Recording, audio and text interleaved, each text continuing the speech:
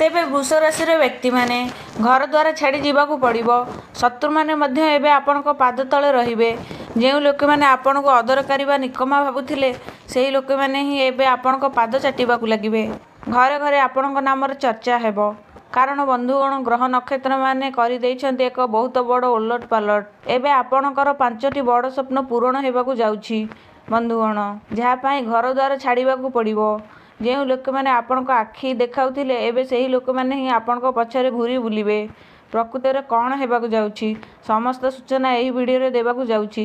कारण ब्रह्मांड रे बड़ बड़ ग्रह एबे आपणक पक्ष को आसी सारिछन्ति। सर्वप्रथम राहुंक नक्षत्र परिवर्तन धनिष्ठा नक्षत्र रे या पर सूर्य निज राशि रे उच्चस्थ हेबा गुरुंक उदय हेबा आपणक भाग्यर द्वार खोलिछि। मु जाने वृष राशि रो लोक माने विगत किछि समय धरि आपण जहा करिबाकू चाहुथिले ताहा करि पारु नथिले। प्रतिथर 90% जाए पहुँची आपण अटकी जाउथिले। बंधुगण भाबिथिले आउ किछि हेबो नाही, जहा मन चाहुथिला ताहा आपणकू मिलिला नाही। प्रतिथर आपणक लोकंक आगरे मुंड नुआइबाकू पड़िला। किंतु वृष राशि एबे कांदिबा कटाइबार समय नुहे। एबे समय होउछि राजनीति करिवार। एबे समय होउछि सुना सिंहासन रे बसिबार। कारण बंधुगण एपरि समय बारंबार आसे नाही। आज एही वीडियो रे आपनको एपरि एक सूचना देबी जहा आपणक आखि खोली देबो। आज मु आपनको संपूर्ण रूपे दर्पण देखाइबाकू जाउछि। बंधुगण जदि वीडियो को शेष पर्यंत देखिनेबे तेबे आपणक मनरे चलिथिबा अनेक प्रश्न चिंता एवं भयरु आपणको मुक्ति मिली जिवो। कारण वृष राशि अधिक ओभर थिंकिंग एबे आपणक मुंडरे चलिछि। छोट छोट कथा बंधुगण आपणक हृदय को बाधुछि। बहुत अधिक चिंता करिबाकू लागुचंती। बहुत चाप नेउछंती। चाहे ऋणर समस्या हेउ धन संपत्ति रे हेउ किंबा आपणक लव लाइफ बा वैवाहिक जीवन रे हेउ। एबे बंधुगण ब्रह्मांड रे ग्रह मानकर जेउ समावेश होईछि ताहा आपणक पई बहुत बड़ शुभ फलाफल नेई आसीछि। किंतु वृष राशि रे व्यक्ति माने विगत समय आपणक पई जहा थिला एमिति भावंतु जे आपणकर प्रत्येक निष्पत्ति भूल साब्यस्त हैला। आपण बहुत किछि करिबाकू चाहुथिले, बहुत किछि करिबाकू चाहुथिले किंतु लागुथिला जेमिति केही आपणको खुंटरे बांधी देइछि। आगको बढ़ी ही पारु नथिले। जदिओ आपणक भितर बहुत प्रतिभा रहिछि। मु जाने वृष राशि शुक्रंक राशि अटे। बहुत प्रतिभावान होइतांती। निज भितर अनेक गुण थाए। बहुत बड़ बड़ कीर्तिमान हासिल करंती। वृष राशि कोनोसी साधारण राशि नुहे। किंतु विगत किछि समय आपणक पई एपरि थिला जे जहा चाहुथिले ताहा केवल हेउ नथिला। आपणकर जेउ माने सबुठारु निजर लोक थिले सेमाने ही आपणकू तळकू खसाई देले। सेमाने ही बंधुगण आपणकू भाबिबाकू बाध्य कले। किंतु एबे कौन हेबाकू जाउछि एबे आपणकर समस्त शत्रु मानकर पाद तळे रहिबे। मु एपरि काहींकी कहूछि समस्त सूचना एई वीडियो रे आपणकू देबी। किंतु प्रथमरु नेई मो सहित आपणकू शेष पर्यंत रहिबाकू पड़िबो। कारण वृष राशि आज मु जेउ कथा गुडिक कहिली बंधुगण जदिओ ताहा सत तेबे कमेंट रे लेखंतु जे हाँ आपण जहा कहिसंती ताहा सत। मते भल लागिबो जेतेबेले आपण मते जणाइबे। तेणु कमेंट बॉक्स रे जांतु एवं लेखंतु जे मु जहा कहूछि ताहा सत कि नुहे। आपणक जीवन रे किछि भूल मध्य आज मु आपणकू कहिबी। आपण कौन करिवे जहा द्वारा आपणक जीवन रे आपणकू सेही सब किछि मिलिबो जहार आपण योग्य अटंती। मु बड़ बड़ कथा कहे नाही। जहार आपण हकदार सेही जिनिस मु आपणकू देबी। सेथिबाई किछि जिनिस आपणकू त्याग करिबाकू पड़िबो। किछि नियम आपणकू आपणेइबाकू पड़िबो एवं किछि खराब अभ्यास छाडिबाकू मध्य पड़िबो। तेबे जहार आपण हकदार ताहा आपणकू मिलिबो। बड़ बड़ कथा कहिबी नाही। वीडियो को आपणकू शेष पर्यंत देखिबाकू पड़िबो। किंतु सबुठारु प्रथम कथा वृष राशि रे व्यक्ति माने ईर्ष्या करुथिबा लोकन ठारु एवं शत्रु मानक ठारु बहुत हैरान हेइछंती। मु जाने साधारणतः आपण कहार केबे खराब करि नाहंती मते जणा अछि वृष राशि। कारण वृष राशि मोर निजर मध्य राशि अटे एवं वृष राशि एमिति भावंतु जे कहार खराब करे नाही। सबुबेले समस्तଙ୍କୁ सांगरे नेई चाले। विगत किछि समय धरि आपणकू भिड़ दौड़ पसंद आसु नाही। हाँ बंधुगण पूर्वरु कौन हेइथिला पूर्वरु आपण लोकंकू डाकुथिले अर्थात बंधु बांधव सांगसाथी को निज परिवार को निमंत्रण करुथिले। लोकंक मेଳରେ रहिबा आपणकू भल लागुथिला। संपर्कीयंक सहित रहिबा पसंद थिला। किंतु वर्तमान जो परिस्थिति वृष राशि रे अछि निरल आपणकू बहुत भल लागुछि। भिड़रू दूरे रहिबा आपणकू पसंद आसुछि। पूर्वरु घर को 4 जण संपर्कीय आसिले आपणकू बहुत खुशी लागुथिला जे मोर निज लोक आसिछंती मो संपर्कीय आसिछंती କିନ୍ତୁ ଏବେ ଯଦି କହିବା ଘରକୁ ଜଣେ ଅତିଥି ମଧ୍ୟ ଆସିଗଲେ ଆପଣ ଭାବୁଛନ୍ତି ଆରେ କେବେ ଘରକୁ ଯିବ। ଏବେ ଆପଣଙ୍କୁ ଏହି ଭିଡ଼ିଓ ଅସହ୍ୟ ଲାଗୁଛି, କାମୁଡ଼ିବାକୁ ଗୋଡ଼ାଉଛନ୍ତି। ବୃଷ ରାଶି ସହିତ ଯଦି ଏପରି ଘଟୁଛି ତେବେ କମେଣ୍ଟରେ ମୋତେ ଜଣାନ୍ତୁ ଯେ ହଁ ଏହା ପୂରାପୂରି ଘଟୁଛି। ଆପଣ ଏକଦମ ସତ କହୁଛନ୍ତି। ଯଦି ଏପରି ହୋଇଛି ତେବେ କମେଣ୍ଟରେ କୁହନ୍ତୁ। ଆଉ ଏହା କାହିଁକି ହେଉଛି? କାରଣ ରାହୁ ବସିଛନ୍ତି ଆପଣଙ୍କ ଦଶମ ଭାବରେ। ତାଙ୍କର ଠିକ୍ ସାମ୍ନାରେ କେତୁ ବସିଛନ୍ତି ଆପଣଙ୍କ ଘରଦ୍ୱାର ଓ ପରିବାର ଭାବରେ, ଅର୍ଥାତ୍ ଚତୁର୍ଥ ଭାବରେ। ଯାହା ଫଳରେ ଆପଣଙ୍କ ଜୀବନରେ ଏହି ସବୁକିଛି ଘଟୁଛି ଏବଂ ଏହି ଭାବ ଏହା ହିଁ କହୁଛି ଯେ ଲୋକଙ୍କଠାରୁ ଦୂରେଇ ଯାଅ। ଏକାନ୍ତ ଆପଣଙ୍କୁ ପସନ୍ଦ ଆସୁଛି, ଏକାକୀପଣ ଭଲ ଲାଗୁଛି। ନିଜ ଜୀବନର ସମସ୍ତ ଗୁମର ଲୋକଙ୍କୁ କହିଦେଉଥିଲେ, କିନ୍ତୁ ଏବେ କାହାକୁ କିଛି କହୁନାହାନ୍ତି। ଆପଣ କେବଳ ନିଜ ସହିତ ହିଁ କଥା ହେଉଛନ୍ତି, ନିଜ ସହିତ କଥା ହୋଇ ଚାଲିଛନ୍ତି। ଯଦି ଆପଣ ଗାଡ଼ି ଚଲାଉଛନ୍ତି ତେବେ ଡ୍ରାଇଭିଂ କରୁ କରୁ ନିଜ ସହ କଥା ହେଉଛନ୍ତି। ବେଳେବେଳେ ରାତିରେ ନିଜ ସହ କଥା ହେଉଛନ୍ତି। ଚିନ୍ତା, ମାନସିକ ଚାପ ଏହିସବୁ ଚାଲିଛି। ଯଦି ଏପରି ହେଉଛି ତେବେ ବୃଷ ରାଶିର ବନ୍ଧୁଗଣ ଆପଣଙ୍କ ଜୀବନରେ ଏକ ବଡ଼ ପରିବର୍ତ୍ତନ ଆସିବାକୁ ଯାଉଛି। ଆଉ ତାହା କ'ଣ, ତାହା ଜାଣିବା ପୂର୍ବରୁ ଭିଡ଼ିଓକୁ ଲାଇକ୍ କରିଦିଅନ୍ତୁ। ଦେଖନ୍ତୁ ଏହା ଅତ୍ୟନ୍ତ ଗୁରୁତ୍ୱପୂର୍ଣ୍ଣ ଭିଡ଼ିଓ, ବାରମ୍ବାର କହିବି ନାହିଁ। ସର୍ବପ୍ରଥମେ ଭିଡ଼ିଓକୁ ଲାଇକ୍ କରିଦିଅନ୍ତୁ ଏବଂ କମେଣ୍ଟ ବକ୍ସରେ ସଚ୍ଚା ମନ ଓ ନିଷ୍ଠାର ସହିତ 3 ଥର ଜୟ ଶନିଦେବ ନିଶ୍ଚୟ ଲେଖନ୍ତୁ। ଶନି ଆପଣଙ୍କ ଲାଭ ଭାବରେ ବସିଛନ୍ତି। ବନ୍ଧୁଗଣ, ଶନିଦେବ ଆପଣଙ୍କ କର୍ମ ସଫଳତା ଅଟନ୍ତି। ଆପଣଙ୍କୁ ଦେଲାବାଲା ମଧ୍ୟ ଶନି ଏବଂ ଆପଣଙ୍କଠାରୁ ନେବାବାଲା ମଧ୍ୟ ଶନି। ତେଣୁ କମେଣ୍ଟ ବକ୍ସରେ ଜୟ ଶନିଦେବ ନିଶ୍ଚୟ ଲେଖନ୍ତୁ। ଯଦି ଆପଣଙ୍କ ଜୀବନରେ କୌଣସି ସମସ୍ୟା ଅଛି ଏବଂ ସେଥିରୁ ମୁକୁଳିବାକୁ ଚାହୁଁଛନ୍ତି ତେବେ ଆପଣ କମେଣ୍ଟ କରିପାରିବେ ଏବଂ ଚାହିଁଲେ ମୁଁ ସ୍କ୍ରିନରେ ଏକ ନମ୍ବର ମଧ୍ୟ ଦେଇଛି, ସେଥିରେ ମେସେଜ କରିପାରିବେ। ଏହା ବ୍ୟତୀତ ଧ୍ୟାନ ଦେଇ ଶୁଣନ୍ତୁ, ବୃଷ ରାଶି ଏପରି ଏକ ରାଶି ଯାହା ବହୁତ କିଛି ଲୁଟାଇଥାଏ। ଧନ ମଧ୍ୟ ଲୁଟାଏ, ପ୍ରେମ ମଧ୍ୟ ଲୁଟାଏ, ମନ ଖୋଲି ଲୁଟାଏ।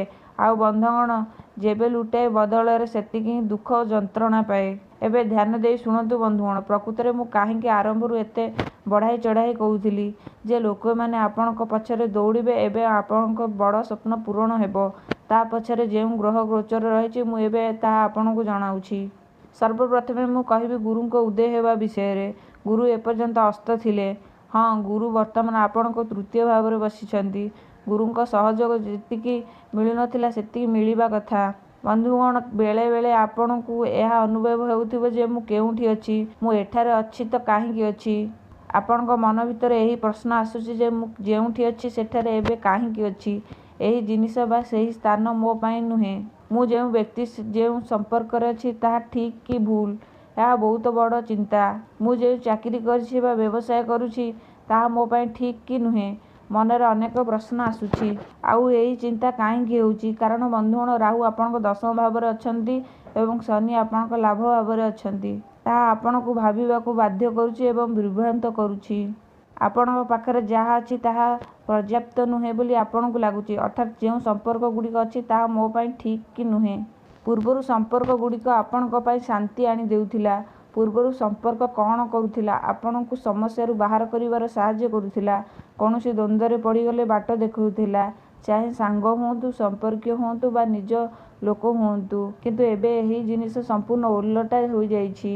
ଯଦି ଆପଣ କେଉଁଠି ଫସି ଯାଇଛନ୍ତି, କୌଣସି ଅସହାୟତାରେ ପଡ଼ିଛନ୍ତି, କୌଣସି ଅସୁବିଧାରେ ରହୁଛନ୍ତି, ତେବେ ବୃଷ ରାଶି ଏବେ ଆପଣ ନିଜେ ହିଁ ସେଥିରୁ ବାହାରି ପାରିବେ। ଆପଣଙ୍କ ଭିତରେ ଯେତିକି ସାହସ ରହିଛି, ଆପଣ କାହାର ସାଥ ଚାହୁଁନାହାନ୍ତି। ଯଦି ଆପଣଙ୍କ ପାଖରେ କିଛି ଲୋକ ଅଛନ୍ତି ତେବେ ସେମାନଙ୍କୁ ସମସ୍ୟାରୁ ଆହୁରି ବଢ଼ାଇ ଦେଉଛନ୍ତି। ତାହା ଆପଣଙ୍କ ପାଇଁ ଆହୁରି ବଡ଼ ଦଳଦଳ ଭଳି। ସାହାଯ୍ୟ ମାଗିବେ ତ ସେ ସାହାଯ୍ୟ କରିବ ନାହିଁ, ବରଂ କଥାଟାକୁ ଆହୁରି ବଢ଼ାଇ ଦେବ।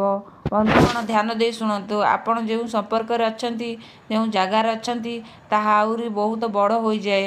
ସେହି ଅସୁବିଧା ଓ ଦୁଃଖକୁ ଆହୁରି ବଢ଼ାଇ ଦିଏ। ତେଣୁ ମୋଟାମୋଟି ଭାବେ ଏହା ଆପଣଙ୍କ ସହିତ ଏକ ଚାଲିଛି।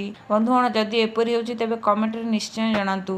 ବୃଷ ରାଶି, ସବୁଠାରୁ ବଡ଼ କଥା ମୁଁ କହୁଛି ଯେ ଶନି ବକ୍ରି ହୋଇସାରିଛନ୍ତି। ଆପଣଙ୍କ ଲାଭ ଭାବରେ ଶନି ବକ୍ରି ହୋଇଛନ୍ତି ଏବଂ ଏହାର ପଞ୍ଚମ ଭାବ ଉପରେ ମଧ୍ୟ ବହୁତ ଭଲ ପ୍ରଭାବ ପଡ଼ିଛି। ଏପରି ପରିସ୍ଥିତିରେ କିଛି ସମ୍ପର୍କ ଆପଣଙ୍କୁ ପ୍ରତ୍ୟାଖ୍ୟାନ କରୁଥିଲେ। ପୂର୍ବରୁ କିଛି ଏପରି ସମ୍ପର୍କ ଥିଲା ଯାହା ଆପଣ ଛାଡ଼ି ଚାଲି ଯାଇଥିଲା। ଯେଉଁ ଲୋକମାନେ ଆପଣଙ୍କୁ ଅଦରକାରୀ ଓ ଅଯୋଗ୍ୟ ଭାବୁଥିଲେ, ଚାହେଁ ସେମାନେ ଆପଣଙ୍କ ନିଜ ଲୋକେ କାହିଁକି ନ ହୁଅନ୍ତୁ। କିନ୍ତୁ ଏବେ ଶନି ଯେତେବେଳେ ବକ୍ରି ହୋଇଛନ୍ତି ତେବେ ବନ୍ଧୁଗଣ, ଯେଉଁମାନେ ଆପଣଙ୍କୁ ଛାଡ଼ିଥିଲେ, ପ୍ରତ୍ୟାଖ୍ୟାନ କରିଥିଲେ, ଏବେ ସେମାନେ ଆପଣଙ୍କ ପାଖକୁ ଫେରି ଆସିବେ, ଆପଣଙ୍କ ପାଦ ତଳେ ପଡ଼ିବେ। କିନ୍ତୁ ଆପଣଙ୍କୁ କହିବାକୁ ହେବ ଯେ ଆଦମ ନୁହେଁ।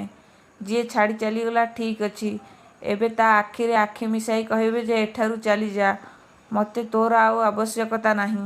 ଯିଏ ପ୍ରତ୍ୟାଖ୍ୟାନ କଲା ଏବେ ତାକୁ ଅନୁତାପ ହେବ। ଶନି ଆପଣଙ୍କ ଉପରେ କ୍ରୋଧିତ ହୋଇଯିବେ ଯଦି ଆପଣ ତାଙ୍କୁ ପୁଣି ଥରେ ନିଜ ଜୀବନକୁ ଆସିବାକୁ ଦେବେ। କାରଣ ଶନି ବକ୍ରୀ ହୋଇଛନ୍ତି।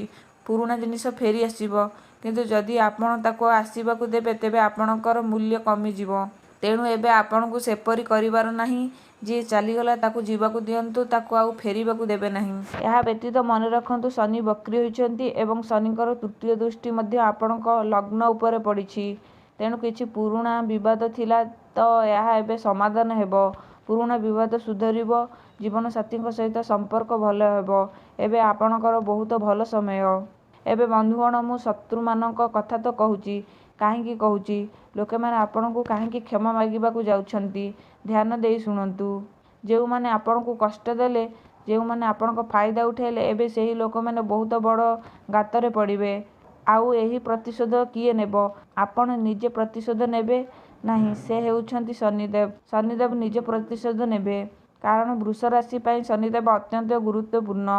ବୃଷ ରାଶି ପାଇଁ ଶନିଦେବ ଆପଣଙ୍କ ରୋଜଗାର ଭାବରେ ବସି ଆପଣଙ୍କ ପଞ୍ଚମ ଭାବ ଏବଂ ସପ୍ତମ ଭାବକୁ ମଧ୍ୟ ଦେଖୁଛନ୍ତି।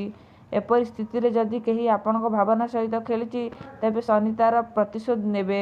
ଶନି ସେହି ବ୍ୟକ୍ତିଠାରୁ ଆପଣଙ୍କୁ ପ୍ରତିଶୋଧ ଦେବାରେ ସାହାଯ୍ୟ କରିବେ। ଏବେ ଶନି ତାକୁ ଦଣ୍ଡ ଦେବାକୁ ଯାଉଛନ୍ତି, କାରଣ ଶନି ବସିଛନ୍ତି ଆପଣଙ୍କ ଏକାଦଶ ଭାବରେ। ଯେଉଁଠି ଶନି ବସିଥାନ୍ତି ସେଠାରେ ଯଦି କେହି ଖେଳ ଖେଳେ, କେହି ଯଦି ଆପଣଙ୍କ ଟଙ୍କା ହଡ଼ପ କରେ, ଆପଣଙ୍କ ପରିଶ୍ରମର ରୋଜଗାର ଖାଇଯାଏ, ତେବେ ଶନି ତା'ର ସହିତ ହିସାବ କିତାବ କରିବେ। ଏହା ସମ୍ପୂର୍ଣ୍ଣ ନିଶ୍ଚିତ। ଏହା ବ୍ୟତୀତ ମନେ ରଖନ୍ତୁ, ମାଫ କରିବେ, ଆପଣଙ୍କ ରାଶି ସ୍ୱାମୀ ଶୁକ୍ର ଅଟନ୍ତି। ଆଉ ରାହୁଙ୍କର ନକ୍ଷତ୍ର ପରିବର୍ତ୍ତନ ମଧ୍ୟ ହୋଇଛି। ସେ ଧନିଷ୍ଠା ନକ୍ଷତ୍ରରେ ଅଛନ୍ତି ଏବଂ ଧନିଷ୍ଠା ନକ୍ଷତ୍ର ମଙ୍ଗଳଙ୍କ ନକ୍ଷତ୍ର ଅଟେ।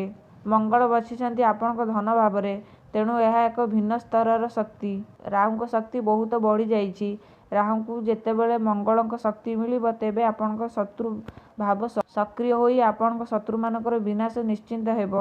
ଆପଣ ବହୁତ ଆଗକୁ ବଢ଼ିବେ। ଯଦି କୋର୍ଟ କଚେରୀ ମାମଲା ଚାଲିଛି, ତେବେ ତାହା ଆପଣଙ୍କ ପକ୍ଷରେ ଆସିପାରେ। କ୍ୟାରିୟରରେ ଯଦି ଚାକିରି ମିଳିନଥିଲା, ତେବେ ଚାକିରି ମଧ୍ୟ ମିଳିପାରେ। ଆପଣଙ୍କ ବ୍ୟବସାୟ ଭଲ ହେବାକୁ ଯାଉଛି। ତେଣୁ ଏହା ଆପଣଙ୍କ ପାଇଁ ବହୁତ ଭଲ ନିଷ୍ପତ୍ତି ରହିବ। ଯେପରି ବନ୍ଧୁଗଣ, ରାହୁ ଏକ ବହୁତ ଶକ୍ତିଶାଳୀ ଗ୍ରହ। ଭ୍ରମ ସୃଷ୍ଟି କରନ୍ତି, ମାୟାଜାଲ ବିଛାନ୍ତି, କିନ୍ତୁ ବହୁତ ଶକ୍ତିଶାଳୀ ଫଳାଫଳ ମଧ୍ୟ ଦିଅନ୍ତି।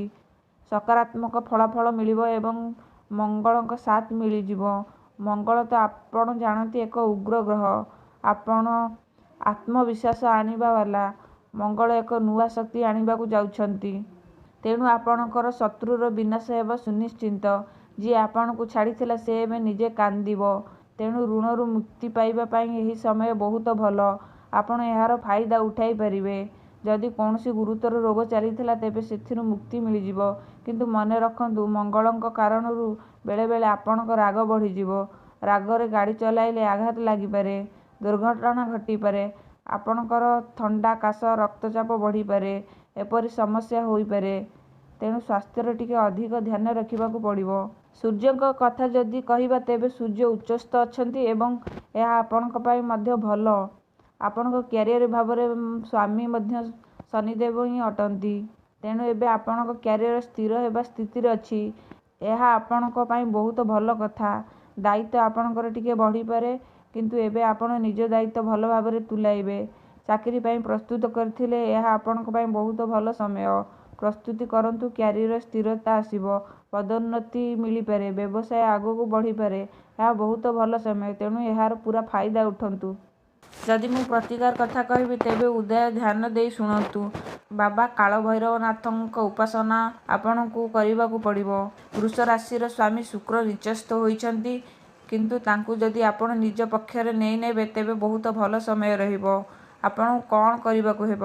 କୌଣସି ରୂପା ଗ୍ଲାସ୍ ଥିଲେ, ସେହି ରୂପା ଗ୍ଲାସରେ ପାଣି ପିଇବା ଆରମ୍ଭ କରନ୍ତୁ। ଯଦି ରୂପା ଗ୍ଲାସ୍ ନାହିଁ, ତେବେ ଏକ ଷ୍ଟିଲ୍ ଗ୍ଲାସରେ ପାଣି ଭରନ୍ତୁ। ସେହି ପାଣିରେ ଯେକୌଣସି ରୂପା ଜିନିଷ ପକାଇ ପାରିବେ। ଯଦି ରୂପା ମୁଦି ଅଛି, ତେବେ ତାହା ପକାଇ ଦିଅନ୍ତୁ। ଚେନ୍ ପକାଇ ଦିଅନ୍ତୁ। ରୂପାର ଯେକୌଣସି ଜିନିଷ ସେହି ପାଣିରେ ପକାନ୍ତୁ। ପ୍ରଥମେ ଧୋଇନେବେ, ତାପରେ ପକାଇବେ, ଯାହାଫଳରେ ରୂପାର ଅଂଶ ସେହି ପାଣି ଭିତରକୁ ଚାଲିଯିବ। ଆଉ ତାପରେ ସେହି ପାଣିକି 1-2 ଘଣ୍ଟା ପରେ ଆପଣ ପିଇ ନିଅନ୍ତୁ। ଏହାଦ୍ୱାରା ଆପଣଙ୍କ ଶୁକ୍ର ମଜବୁତ ହେବ। ତେଣୁ ଏହି ଉପାୟ ଆପଣ ନିଶ୍ଚୟ କରିବା ଉଚିତ। ଆଜିର ଏହି ଭିଡ଼ିଓରେ ଏତିକି ହିଁ। ରହୁଛି। ବହୁତ ବହୁତ ଧନ୍ୟବାଦ।